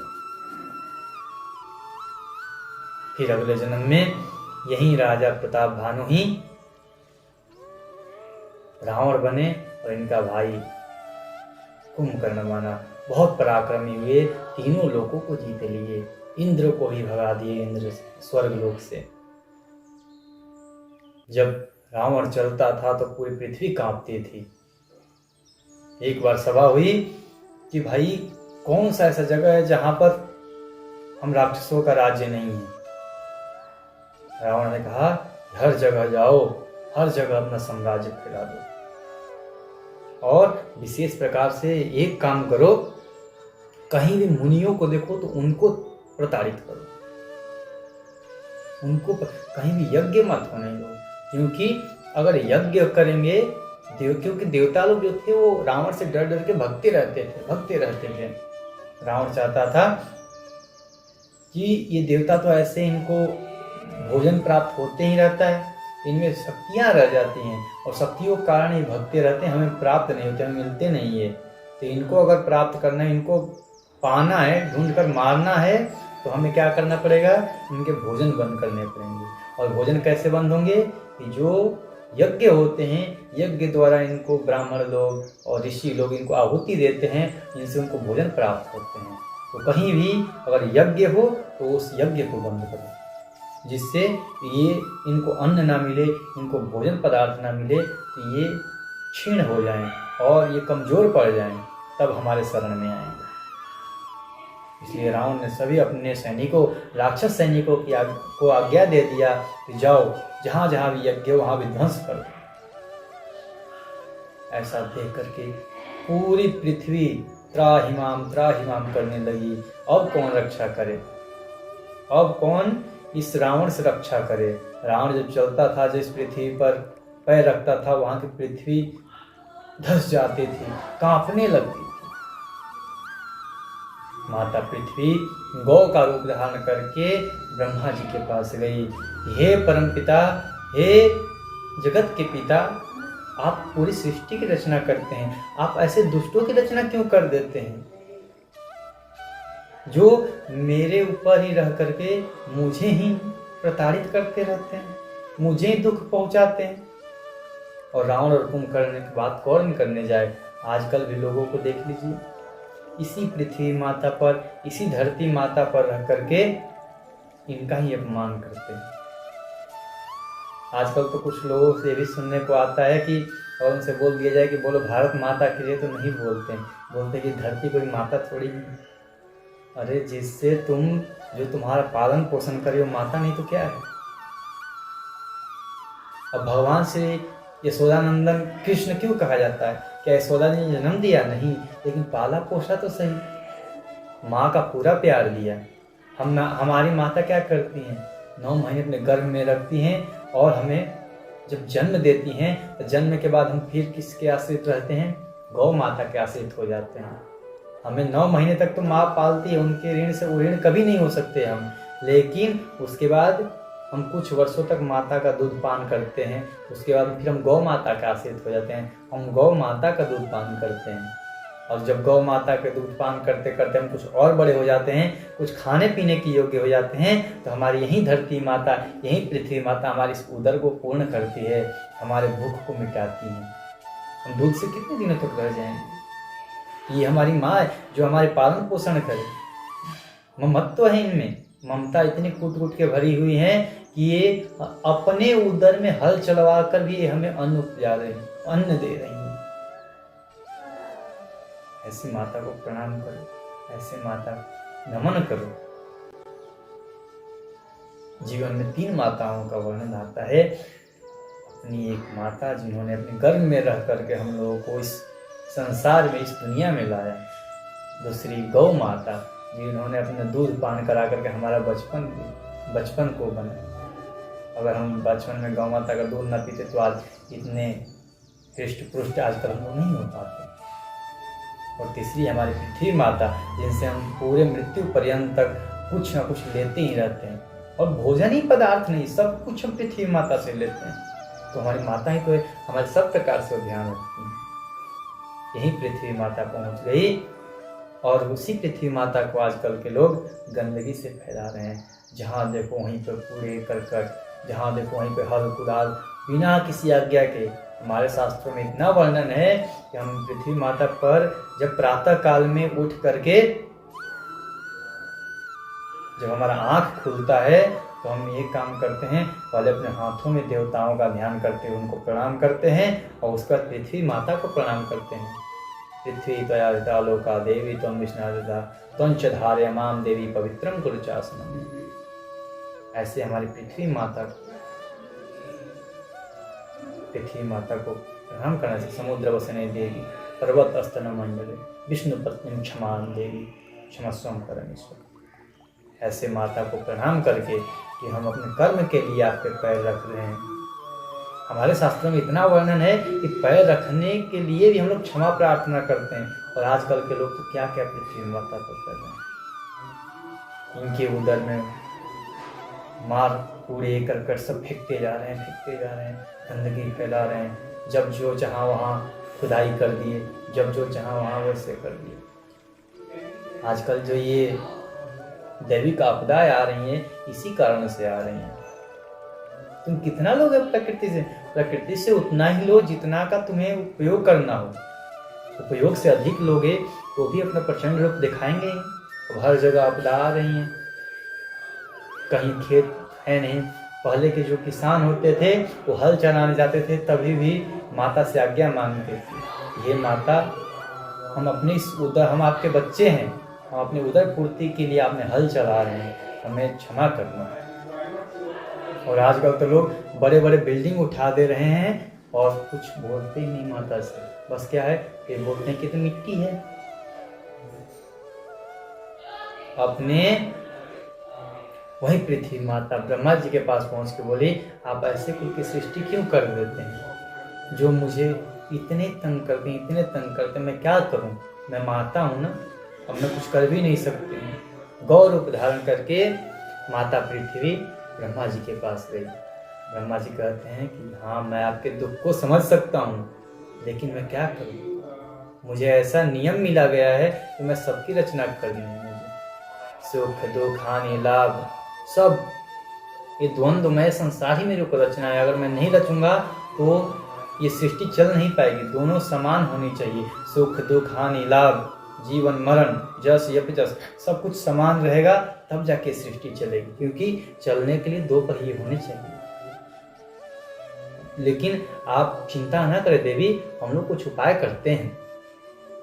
माता पृथ्वी को लेकर के अब ब्रह्मा जी बोले कि हम कहाँ चलें। सब बोले कि नारायण जी के पास चलते हैं। सबसे पूछा गया भाई नारायण कहाँ मिलेंगे।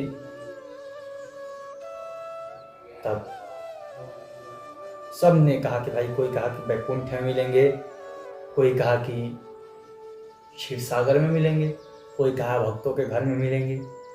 लेकिन भोलेनाथ जी वहीं पर थे। भोलेनाथ जी ने कहा कि वही समाज में, हे पार्वती जी मैं भी वहाँ था और अवसर पा करके मैंने कहा। देखिए बोलना सबको आता है, लेकिन कब कहाँ और क्या बोलना है ये सबको नहीं आता। ये सीखने में पूरी जिंदगी बीत जाती है। शिव जी यहाँ पे यही दर्शाते हैं कि वहाँ सब ने अपने अपने मत रख लिया, लेकिन जब अवसर आया तब मैंने बोला, अवसर पाई वचन एक कहे। फिर मैंने भी कुछ वचन कहे। क्या कहा कि हरि व्यापक सर्वत्र समाना, प्रेमत प्रगट हो ही मैं जाना। हे देवतागण मैं जानता हूँ कि प्रभु तो व्यापक हैं, सब जगह विराजमान है। आप प्रेम से उनको बुलाइए तो वो प्रेम से ही प्रकट हो जाते हैं। और वहीं पर सभी देवता लोग भगवान के गान करने लगे, भगवान को बुलाने लगे। और सबके मन को भाया कि नहीं शिव जी सही कह रहे हैं, बुलाना चाहिए। गाते हैं कि जय जय सूर्य नायक जन सुखदायक, प्रणत पाल भगवंता, गोद्विज हितकारी जय सुरारी, सिंधु सुता प्रिय कंता, पालन सुर धरनी अद्भुत करनी, जो नहीं जानई कोई, जो सहज कृपाला दीन दयाला, करौ अनुग्रह सोई। ऐसे ऐसे स्तुति कर रहे हैं। हे अविनाशी, हे परमपिता, हे गोतीत, हम दिनों पर दया करिए। हम मन वचन क्रम वाणी से सब छलों को छोड़ करके आए हैं। कोई हमारे अंदर छल नहीं है। आप हमारी रक्षा करिए, आप हमारी रक्षा करिए। भववारिधि मंदर सर्वविधि सुंदर गुण मंदिर सुख पुंजा मुनि सिद्ध सकल सुर परम भयातुर नमत नाथ पद कंजा। ये मुनि लोग, ये सिद्ध गण, सभी देवता, सब लोग आपके चरणों में वंदन कर रहे हैं। आप रक्षा करिए, आप हमें दर्शन दीजिए।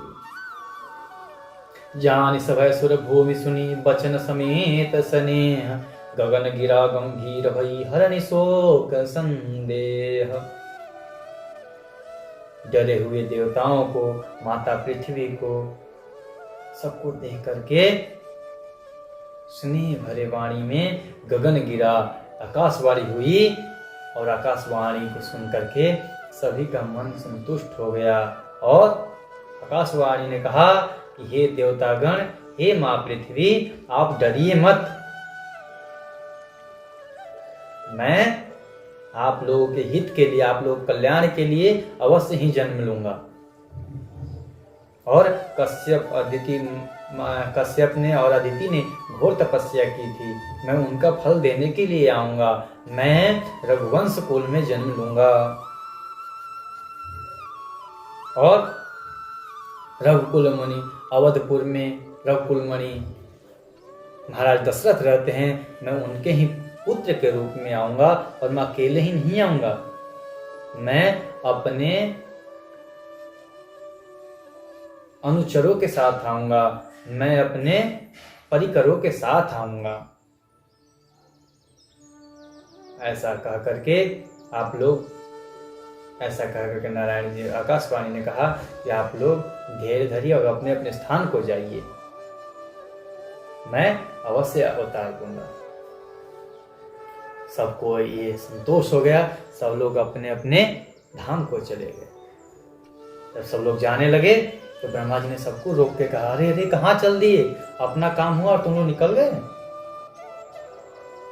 तो देवताओं ने कहा कि प्रभु फिर हम क्या करें। उन्होंने कहा कि तुम्हारे लिए भगवान अवतार लेने जा रहे हैं, तुम लोग भी उनकी सहायता करो। बोले क्या सहायता करें। तो बोले कि रावण ने ये वरदान मेरे से लिया है कि वो किसी देवता और किसी गंधर्व किन्नर के हाथों से नहीं मरेगा, वो केवल मनुष्य और वानरों के हाथ से मरेगा। तो आप लोग ऐसा करो कि भगवान तो मनुष्य बन के जा ही रहे हैं, आप लोग बंदर बन के जाओ, भालू बन के जाओ। बोले अच्छा। बोले हाँ, सब लोग जाकर के भगवान की सेवा करो। और वन चर देह धरी क्षितिमाही, सब लोग जाकर के वन के जीव जंतु बन जाओ और जाकर के भगवान के अनेकों प्रकार से सेवा करो। ब्रह्मा जी की इस आदेश को सुन करके सभी देवता लोग जा करके बंदर भालू बन गए। स्वयं ब्रह्मा जी जामवंत के रूप में आए, सूर्य भगवान सुग्रीव बने, इंद्र देव बाली बने और स्वयं भगवान हमारे भूत भावन भोलेनाथ जी हनुमान जी के रूप में आए। बोलिए हनुमान जी महाराज की जय। और सभी देवता लोग बंदर भालू के रूप में आ गए। और शिव जी अब आगे कथा ले जाते हैं अयोध्यापुरी में। कहते हैं कि एक सुंदर, इस पृथ्वी लोक में एक सुंदर नगरी है जिसका नाम है अयोध्या, अवधपुरी। उसमें रघुकुल के शिरोमणि राजा दशरथ राज करते हैं और धर्म धुरंधर हैं और हृदय में हमेशा भगवान विष्णु का ही ध्यान करते रहते हैं। उनकी 3 पत्नियां हैं, कौशल्या, कैकेयी और सुमित्रा। तीनों पतिव्रत पालन करने में निपुण हैं, पतिव्रत पालन करते रहती हैं। और महाराज का चौथेपन आ गया है, लेकिन महाराज के पास सब कुछ है, धन है, धान्य है, चक्रवर्ती है, सम्राट है, सबको जीत लिए हैं, लेकिन उनके मन में एक क्षोभ है। वो क्या है। तुलसीदास जी कहते हैं, एक बार भूपति मन माही भय गलानी मोरे सुते नहीं। एक बार राजा के मन में ये गलानी हुई कि मेरे पास सारे सुख है, सारे संपत्ति हैं, लेकिन बस मेरे पास पुत्र नहीं है। जिस घर में पुत्र ना होना वो घर सुना सुना सा लगता है। वहां उस घर में पितृलोग दिए हुए जल को भी, दिए हुए पिंड को भी स्वीकार नहीं करते, क्योंकि पितरों के ऋण से ऋण होना हो तो संतान तो उत्पन्न करना ही पड़ेगा, गृहस्थ आश्रम में तो आना ही पड़ेगा। तब उन्होंने सोचा अब मैं क्या करूं, कैसे मेरे पुत्र होंगे। तब गुरु गृह गए तुरंत महिपाला, चरण लागे कर विनय विशाला। अपने गुरु जी के पास गए और पैर पकड़ के लगे रोने।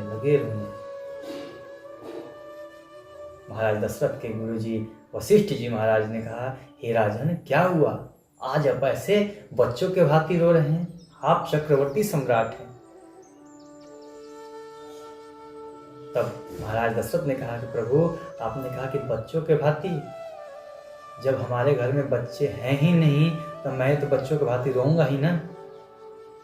अपनी सारी व्यथा सुनाई, प्रभु क्या मेरे बाद कोई हमारे इस रघुवंश को, क्या ये रघुकुल ऐसे ही मेरे पर ही समाप्त हो जाएगा? कोई हमारे वंश को जल देने वाला नहीं रहेगा, कोई हमारे जलांजलि नहीं देगा क्या? तब वशिष्ठ जी ने उनको बहुत प्रकार से समझाया और कहा कि धरहु धीर हो यही सुतचारी, त्रिभुवन विदित भगत भयहारी। हे राजन तुम चिंता मत लो, तुम्हारे भाग्य में तो एक पुत्र नहीं 4 पुत्र लिखे हैं, और चारों पुत्र ऐसे होंगे तीनों लोग जिनका यश गाएगा, भक्तों के भय को हरने वाले होंगे। तो बोले कि प्रभु कब होंगे और कैसे होंगे? बोले कि अब तुम्हारे मन में पुत्र की इच्छा हुई है तो आप जाओ और श्रृंगी ऋषि को बुलाओ, हम लोग कल से ही पुत्र कामेष्ठी यज्ञ का आयोजन करेंगे। तो बोले कि आप क्यों नहीं कर सकते हैं गुरुजी? तो बोले कि नहीं, हम नहीं कर सकते, क्योंकि जो जिस कार्य में निपुण हो उसी से करवाना उचित रहता है। इस कार्य के लिए श्रृंगी ऋषि निपुण है, वो सब जानते हैं इसके बारे में, उनको बुलाइए। श्रृंगी ऋषि को राजा दशरथ स्वयं गए बुलाने के लिए, और महाराज दशरथ के साथ श्रृंगी ऋषि आए और पुत्र कामेष्ठी यज्ञ प्रारंभ किया गया।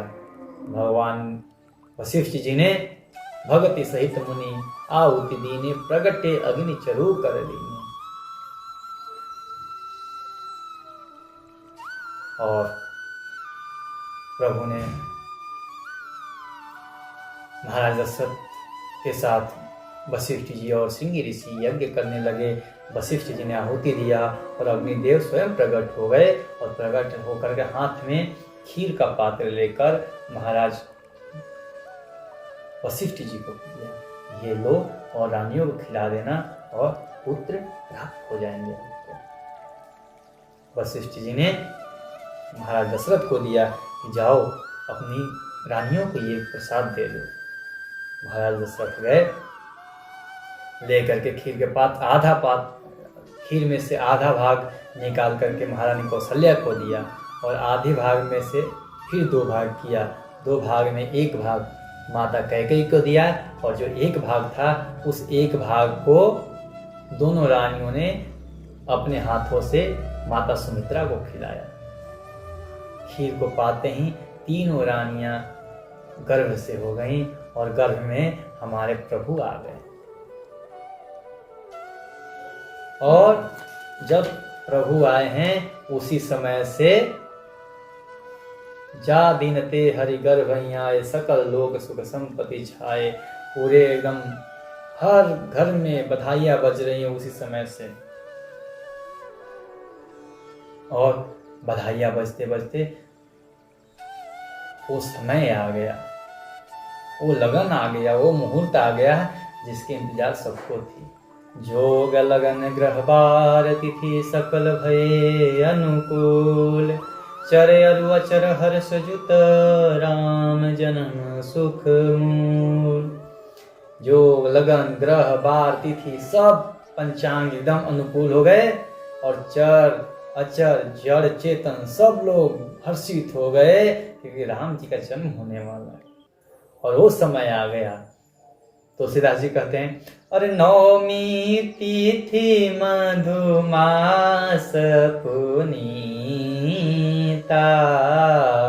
शुक्ल पक्ष अभिजित हरि प्रीति, सीता मध्य दिवस अति शीतन घामा पावन काल लोक विश्रामा पावन काल लोक विश्रामा। मधुमास आ गया, चैत्र मास और नवमी तिथि आ गए, शुक्ल पक्ष आ गया, जिक्त नक्षत्र आ गए और दिन के ठीक 12 बज रहे थे। ऐसा समय सब लोग हर्षित थे और प्रभु जी प्रकट हो गए। जब प्रभु जी गर्भ में आकर प्रकट होने वाले थे, सभी देवता लोग आकर के सूर्य समूह विनती करी, पहुंचे निज निज धाम। जगत निवास प्रभु प्रकटे अखिल लोक विश्राम। सभी देवता लोग स्तुति कर करके भगवान की प्रार्थना करके अभी जा ही रहे थे। शिव जी पार्वती जी से कहते हैं, पार्वती जी वो देखो महारानी कौशल्या के कक्ष से कैसे प्रकाश आ रहे हैं, क्या हो रहे हैं। तो भोलेनाथ जी कहते हैं माता पार्वती से कि भय प्रगट कृपाला दीन दयाला कौशल्या हितकारी हर्षित महतारी मुनि मनहारी अद्भुत रूप विचारी लोचन अभिरामा तनु घन श्यामा निज आयुध भुजचारी भूषण वनमाला नयन विशाला शोभा सिंधु खरारी। माता कौशल्या के गर्भ से देखते देखते एक प्रकाश प्रकट हुआ और माता कौशल्या के सामने विकराल रूप धारण कर लिया और 4 भुजाओं से युक्त, चारों भुजाओं में अस्त्र शस्त्र लिए हुए, पीताम्बर धारण किए हुए, वनमाला पहने हुए माता के सामने प्रकट हो गए। और माता जी से कहा कि लो माता, मैं आ गया। आपने कहा था ना कि पुत्र में मुझे आप चाहिए, मैं आ गया। कौशल्या जी ने देख के कहा, ऐसा पुत्र किसका होता है, आप ही बताओ प्रभु, आप तो जगत के पिता हैं। कभी ऐसा पुत्र उत्पन्न होते हुए देखा है जो होते ही 4 भुजा धारण में धनुष बाण लेकर तैयार हो जाए। माता जी से कहा, माता जी अब बताओ, अब मेरे से रहा नहीं जा, मैं लीला करना चाहता हूँ। कौन क्या क्या करना है, किसको किसको मारना है, बताओ, बस सभी मारो। बोले प्रभु वो सब तो बाद के काम है, पहले अभी के काम करिए। बोले अभी का काम क्या है। तो बोले कि पहले तो इतना बड़ा बालक होता नहीं है, पहले तो आप छोटे हो जाइए। तब वो बोले कि लो। फिर माता कौशल्या कहने पर प्रभु ने छोटा रूप धारण कर लिया। कहे कि जय शिशुलीला अति प्रियशीला यह सुख परम अनुपा। आप तो बोले तब भगवान जी जब छोटे हो गए तो बोले कि लो माता, अब तो छोटे हो, अब तो बालक बन गया ना, अब तो ठीक है। बोले अरे अभी कहाँ ठीक हुआ, ये बताओ जन्म लेते ही बात कौन करता है। कोई बालक को बात करते हुए देखें तो बोले कि क्या करते हैं। फिर तो बोलते हैं कि बच्चे क्या करते हैं जब जन्म लेते हैं, तो रोते हैं, रोइए। माता कौशल्या भगवान से कह रही है कि रोइए। प्रभु ने फिर रोना शुरू किया और रोना ऐसा शुरू किया कि पूरे राजमहल को अपने सर पे उठा लिया। चुप ही नहीं हो रहे हैं। सुनी बचन सुजाना रोदन ठाना होई बालक सुर भूपा यह चरित जगा वही हरिपद पा वही तेन परई भवकूपा। तुलसीदास जी कहते हैं यह जो चरित्र गाता है वो कभी इस भव सागर में नहीं पड़ता। प्रभु ने माता कौशल्या का अनुग्रह स्वीकार करके रोना शुरू कर दिया। प्रभु ने विप्रधेनु सुर संत हित लीन मनुज अवतार निज इच्छा निर्मित तनु माया गुण गोपाल।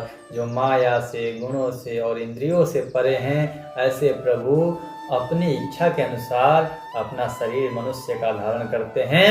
और किस लिए धारण करते हैं? ब्राह्मणों के, गायों के, गौ माता के, देवताओं के, संतों के हित के लिए धारण करते हैं, इनकी रक्षा के लिए धारण करते हैं।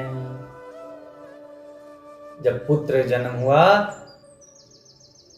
तब एक पुत्र हुआ, उसके बाद तुरंत ये समाचार आया कि माता कैकेयी ने भी एक पुत्र को जन्म दिया। फिर तुरंत समाचार आया कि माता सुमित्रा ने तो 2 पुत्रों को जन्म दिया। एक पहुंची पहले महाराज दशरथ के पास। महाराज सुनि शिशुरुदन परम प्रिय बानी, सम धर्म चली आई सब रानी, हर्षित जहत धाई दासी, आनंद मगन सकल पुरवासी। सब लोग आनंद में हैं। दासियां महाराज जी के पास जाकर बोली, महाराज बधाई हो, महारानी कौशल्या ने एक पुत्र को जन्म दिया है। महाराज अपने गले का हार जो पहने थे उतार के दे दिए कि लो। तब तक एक दूसरी आ गई, अरे महाराज बधाई हो बधाई हो, माता कैकेयी ने भी, महारानी कैकेयी ने भी एक पुत्र को जन्म दिया है। तब तक एक और आ गई कि माता सुमित्रा ने भी एक पुत्र को जन्म दिया है। तब तक एक और आ गई, बोली सुमित्रा ने एक नहीं दो पुत्रों को जन्म दिया है। जब 4 पुत्रों का जन्म सुने दशरथ जी एकदम आनंद भी भोर हो गए हो। और महाराज जी का चौथेपन था, और उसी चौथेपन में महाराज लगे नाचने और खूब लुटाए। जितना हो सका था, जो ये खुशखबरी सुनाया उसको लुटाते गए। दशरथ पुत्र जन्म सुनि काना, मानव ब्रह्मानंद समाना। मानव के ब्रह्मानंद को प्राप्त हो गए हैं। और महाराज दशरथ के ही घर में मानो लक्ष्मी जी का एकदम निवास हो गया है। और इतना लुटा रहे, जितना लुटा रहे उतना कम पड़ रहा है। और फिर महाराज दशरथ जी वशिष्ठ जी को बुलाए। वशिष्ठ जी के साथ कुछ ऋषिगण ब्राह्मण देवताओं को वशिष्ठ जी लेकर के आए। बालक का जो संस्कार करना है, अनुपम बाल देख जाए, रूप रास गुण कहीं न जाए, नांदी मुख श्राद्ध किया गया। और इत्यादि जो भी कर्म थे, जात कर्म संस्कार इत्यादि किया गया। और ब्राह्मणों को महाराज ने खूब हाटक धेनु वसन मणि सब कुछ दान किए। दान करते करते इतना हो गया कि अब खूब धूम मच गया अयोध्या में। सब लोग बधाई गा रहे हैं, सब लोग नाच रहे हैं, कूद रहे हैं, सब लोग गा रहे हैं। अब कौन रोकने जाए। इस प्रकार से उस समय को देखना सब चाह रहे थे कि बस यही समय रहे हमारे जीवन में, ये समय कभी हमारे जीवन से जाए ना। और दिन के 12 बजे जन्म लिए थे। सूर्य भगवान ने देखा कि ये मेरे कुल में जन्म लिए हैं, और सर पे ही थे, वहीं पे वो रह गए। पूरे 1 मास तक कौतुक देख पतंग भुलाना, 1 मास ते जात न जाना। मान लीजिए कि सूर्य भगवान 1 महीने तक वहीं रह करके लीला देखते रहे। बोले कि जाया जाएगा बाद में, अपना नियम ही भूल गए कि मेरा काम है चलते रहना। और वो नियम तोड़ करके वहीं पर बैठे रह गए। और पूरे 1 महीने तक रात हुई ही नहीं। मास दिवस कर दिवस भा मर मन जाने, कोई रथ समेत रवि था के वो निशा कवन विधि हो। 1 महीने बीत गए धूम मचते हुए, 1 महीने बीत गए बधाइयाँ गाते हुए, नाचते हुए, खेलते हुए। लेकिन किसी को पता ही नहीं चला। बोले कि सूर्य भगवान जब जाएंगे ही नहीं तो रात्रि कैसी हो। जब 1 महीने बाद यह रहस्य जब किसी को नहीं पता चला, तब सूर्य भगवान बोले, अरे मेरे को तो जाना था, 1 महीने बीत गए। भगवान को प्रणाम करके वहां से सूर्य भगवान चल दिए हैं। जाते ही जब रात्रि आई, रात्रि जाकर के राम जी के पास खूब रोई। बोले कि हे रात्रि सब प्रसन्न है, तू क्यों रो रही है। बोले कि प्रभु 1 महीने बाद मेरे को आपके दर्शन हो रहे हैं। आपने तो मुझे भूल ही गए थे, आप जन्म लिए थे तो मुझे भी तो दर्शन देने का अधिकार बनता था ना आपको। बोले चिंता मत ले, अगले बार मैं रात्रि में जन्म लूंगा। तो हमारे जो नंद बाबा के छोरे हैं वो 12 बजे रात को जन्म लेते हैं। रात्रि कालीन में रात्रि खूब आनंद उठाती है, सेवन करती है। अब उधर से मुंह फुलाए हुए चंद्रमा भी आ रहे हैं। चंद्रमा बोले प्रभु ये बहुत नाइंसाफी है। सूर्य को देख लीजिए, सूर्य 1 महीने तक ऊपर खड़े रहे, न गए और हमें आने ही नहीं दिए। तो बोले चंद्रमा तुम चिंता मत लो। और प्रभु आपने भी ये भी किया कि आप सूर्य वंश में जन्म लिए। बोले चिंता मत लो, मैं अगले जन्म में तुम्हारे वंश में आऊंगा, लेकिन इस जन्म में भी मैं तुम्हें निराश करके नहीं भेजूंगा। इस बार भी मैं लिया तो हूँ सूर्य कुल में जन्म, लेकिन नाम मेरे नाम के बाद तुम्हारा ही नाम लगेगा, रामचंद्र। खूब बधाइयाँ गाई जा रही है। आज की कथा यहीं रामचंद्र तक, अगली कथा हम लोग कल सुनेंगे। ओम सर्वे भवन्तु सुखिनः, सर्वे सन्तु निरामया, सर्वे भद्राणि पश्यन्तु मा कश्चित् दुःखभाग् भवेत्। शांति शांति शांति।